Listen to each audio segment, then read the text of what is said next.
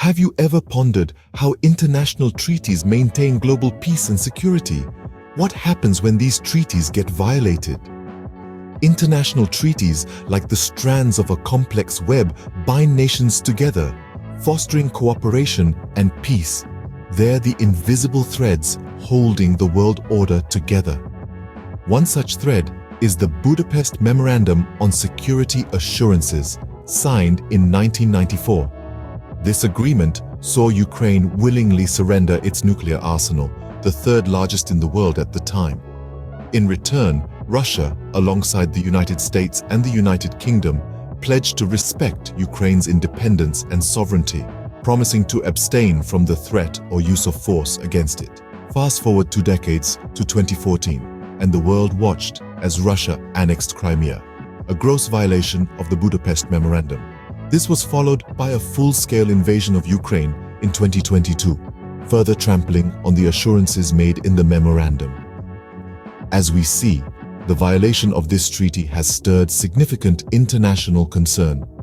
But this is not the only treaty Russia stands accused of breaching. Moving forward, we delve into the Intermediate Range Nuclear Forces Treaty and the Treaty on Open Skies. The Intermediate Range Nuclear Forces Treaty, or INF Treaty, was signed in 1987. This pivotal agreement eliminated all land-based nuclear and conventional missiles with ranges between 500 and 5,500 kilometers. However, Russia has been accused of breaching this treaty by developing and deploying a ground-launched cruise missile, a claim which Russia has vehemently denied. The United States, in response, withdrew from the treaty in 2019, prompting Russia to suspend its participation shortly after.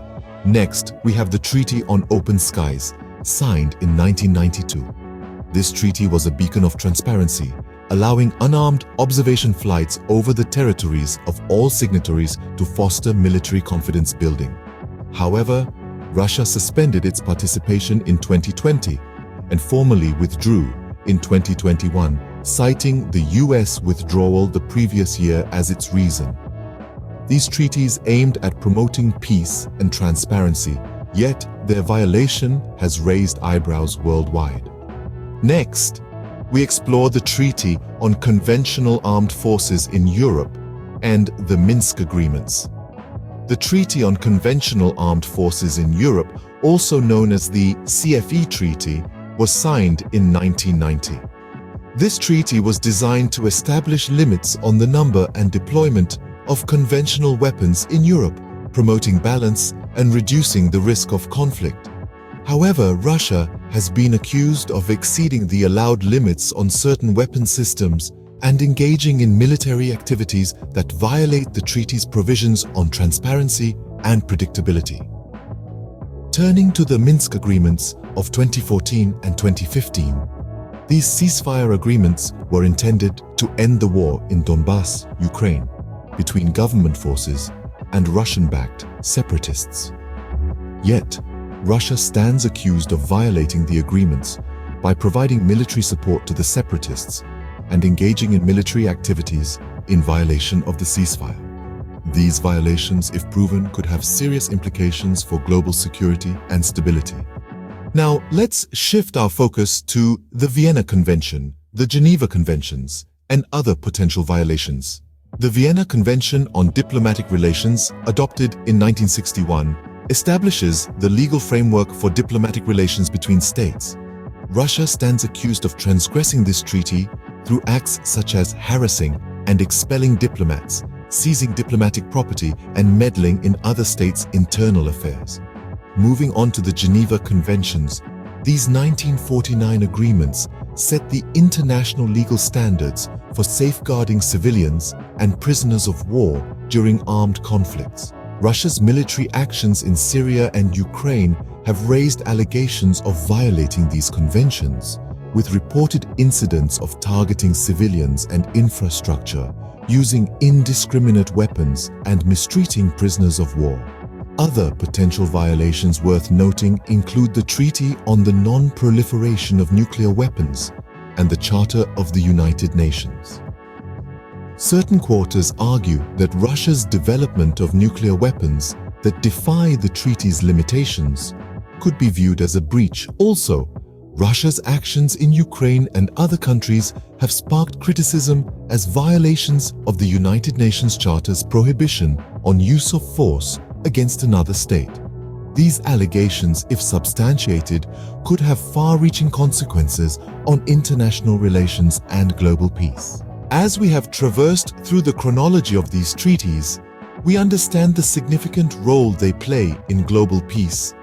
These international agreements, ranging from the Budapest Memorandum on Security Assurances to the Geneva Conventions, are designed to prevent conflicts, promote transparency, and protect the rights of nations and individuals alike.